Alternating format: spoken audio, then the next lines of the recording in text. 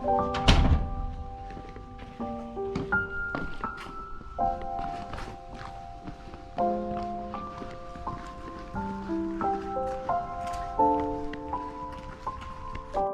araw at panibagong vlog na naman tayo. Meron palang tao dun mga kabisdak.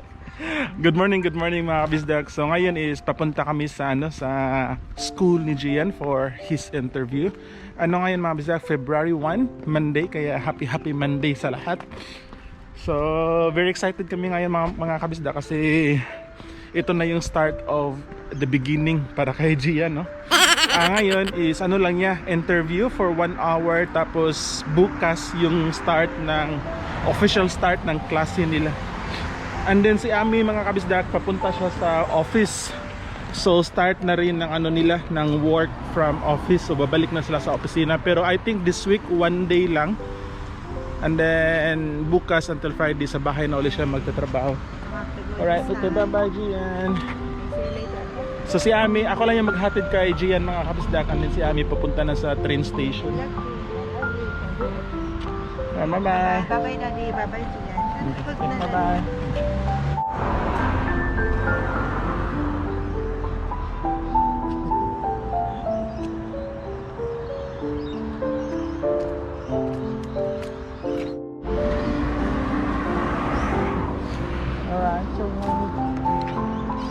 So naglalakad lang kami mga kabisdak, no, kasi yung bahay namin malapit lang sa school ni Gian. Mga lang 5 to 10 minutes walk. Kaya isa to sa reason ba't ayaw namin umalis sa area na to, tsaka ito yung school na pinili namin. Pala to mga kabisdak? Private Catholic school. So lang siya, from kindergarten up to elementary lang tong school na to. When the teacher said, Gian, what do you want to become when you grow up? I want to become a policeman or a fireman. Policeman. So andito na kami sa school ni Gian mga kabisdak.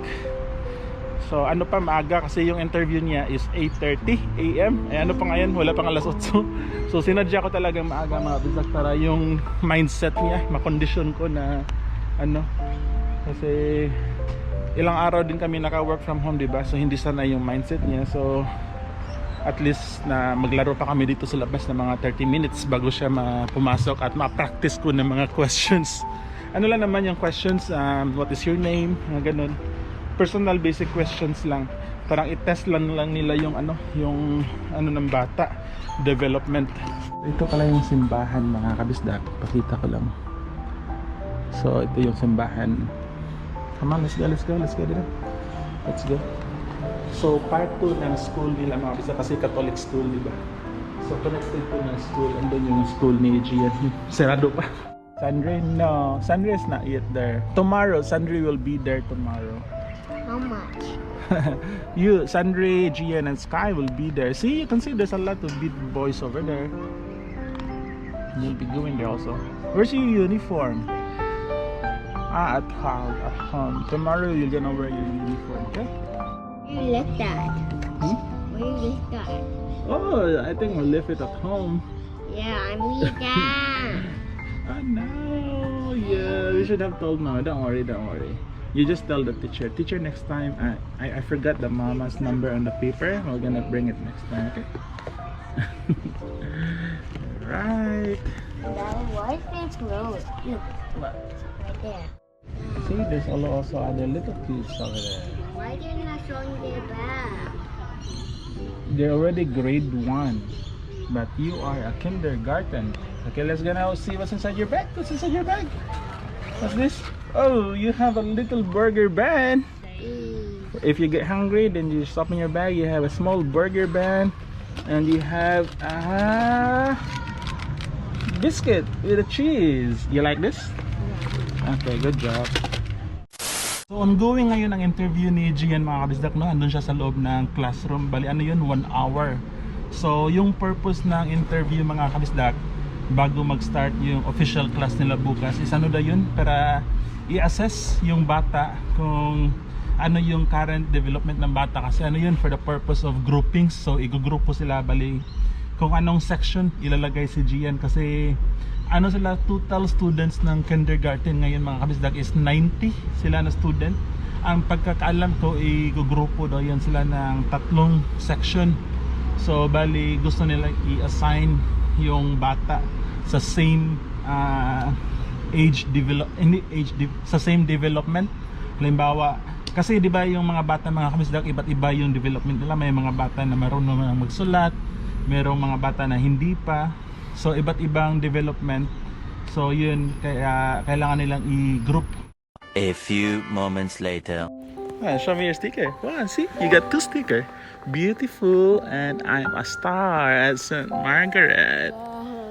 What did the teacher ask you to do? Come. I want to draw. You draw? Yeah, draw. What else?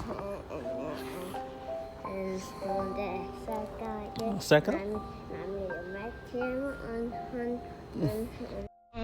he went to circle. Yeah. The grass, so many squares, and so many circles. So many squares, so many circles. Yeah. What else did you write? Oh. Did you like it? Did you like it? Yay! Woo. So tapos na yung interview ni Gian. Yeah? So tapos na yung interview ni Gian mga kabisdak, no? Grabe, sobrang sarap na feeling. Kakaiba talaga, no? Pag anak mo pupunta sa school.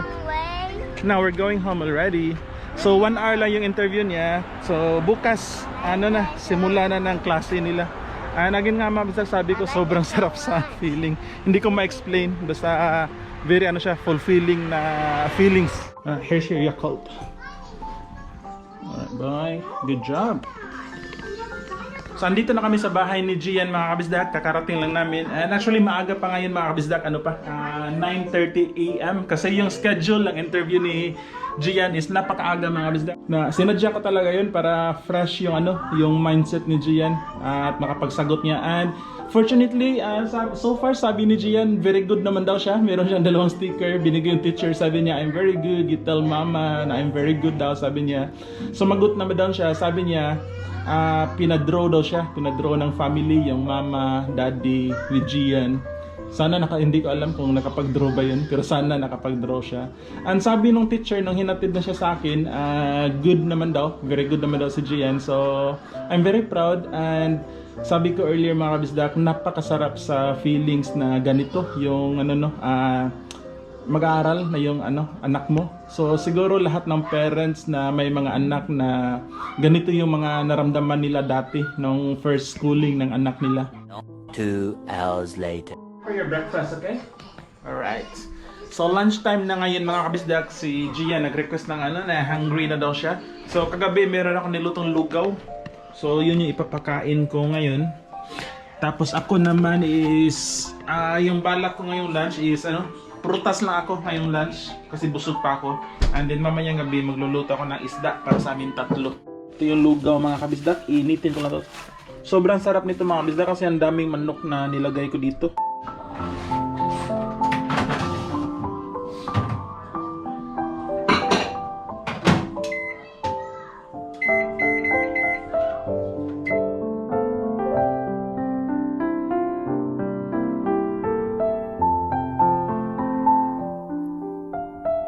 A few inches later.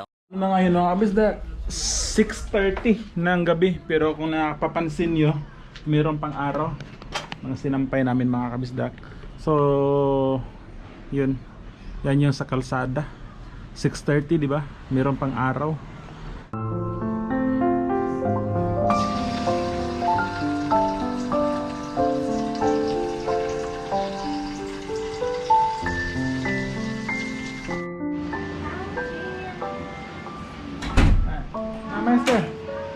Mama's there. You tell Mama that you're very good at school. Very good is very good. Mama, and the blue circles, and the red circle. Dumating na nga si Ami mga bisak, no? Kagagaling lang niya sa trabaho. Kasi today, work from office na sila, tapos na yung work from home. Pero bukas until Friday, work from home yan si Ami.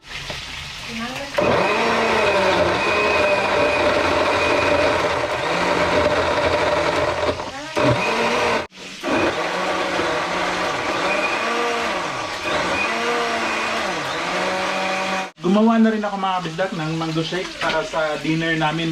Ang dami ko kasing mangga na nabili.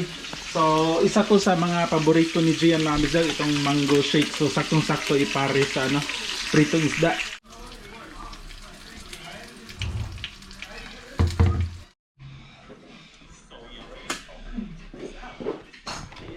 So, kain muna kami ng dinner namin mga kabisdak. At ito yung ulam namin, pritong isda. Jen, siya. Feed yourself first. Let me. Feed. Come on.